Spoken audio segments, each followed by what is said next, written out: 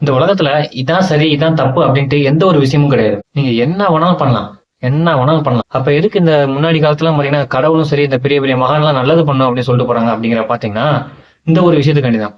என்னங்கிறது பாத்தீங்கன்னா இந்த கர்மா அப்படின்னு சொல்லுவாங்களா, அந்த ஒரு விஷயத்துக்காண்டி தான் பாத்தீங்கன்னா நல்லது பண்ணும் அப்படிங்கிற மாதிரி சொல்லிட்டு போறாங்க. கர்மா அப்படின்னா என்னங்கிறத பாத்தீங்கன்னா லைஃப்ல சின்னதா ஒரு மூவ் பண்ணாலும் சரி அதுக்கும் கர்மா வரும். இது நல்ல ஒரு எக்ஸாம்பிள் பாத்தீங்கன்னா இந்த மகாராஜா படம் எடுத்துக்கலாம். இந்த மகாராஜா படத்துல வில்லன் கேரக்டர் இருப்பாரு, அவர் திருட தான் போவாரு. திருட போற இடத்துல பாத்தீங்கன்னா பொண்ணுகிட்ட தப்பா நடந்துக்குவாங்க. அவர் நடந்துக்க மாட்டாரு, அவரோட ஃப்ரெண்ட் தான் நடந்துட்டு இருப்பாரு. ஆனா பாத்தீங்கன்னா இவர் கூட தான் இருப்பாரு, இவர் எதுவும் எந்த தப்பும் பண்ணிருக்க மாட்டாரு. ஆனா அதுவே ஒரு தப்பு தான் அப்படிங்கிறது அவருக்கு எப்ப ரியலைஸ் ஆகும் பாத்தீங்கன்னா, அவரோட பொண்ணு இருப்பாரு பாத்தீங்களா, அவர் பொண்ணுட்டே பாத்தீங்கன்னா அவர் பொண்ணுன்னு தெரியாம அந்த பொண்ணுட்டே அவர் தப்பா பேசிட்டு இருப்பாரு. அதுக்கப்புறம் பாத்தீங்கன்னா அவர் இந்த பொண்ணோட லாஸ்ட் சீன்ல அந்த பொண்ணோட கழுத்தை பார்த்த உடனே அவரோட பொண்ணு தான் கன்ஃபார்ம் பண்ணிட்டு என் பொண்ணுட்டே இந்த மாதிரி பேசிட்டு இருந்தேன் பேசிட்டோமே ஃபீல் பண்ணுவார் பாத்தீங்களா.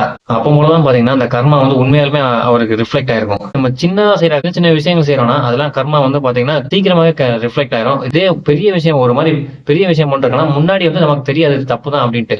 அதுக்கப்புறம் தான் பாத்தீங்கன்னா லாஸ்ட்ல தான் தெரிய வரும் அது எவ்வளவு பெரிய தப்பு பண்ணிருக்கோம் அப்படிங்கிறது. இதான் பாத்தீங்கன்னா பெரிய ரிஃப்ளெக்ஷன் அப்படிங்க சொல்லலாம். இந்த கர்மா நம்ம பண்ற கர்மா நம்மளை விட்டு போகணும் அப்படின்னா என்ன பண்ணணும் பாத்தீங்கன்னா வேற ஒண்ணும் இல்ல, ரியலைஸ் பண்ணும். நம்ம பண்றது தப்பு தான் அப்படிங்கறத ரியலைஸ் பண்ணாலே போதும்.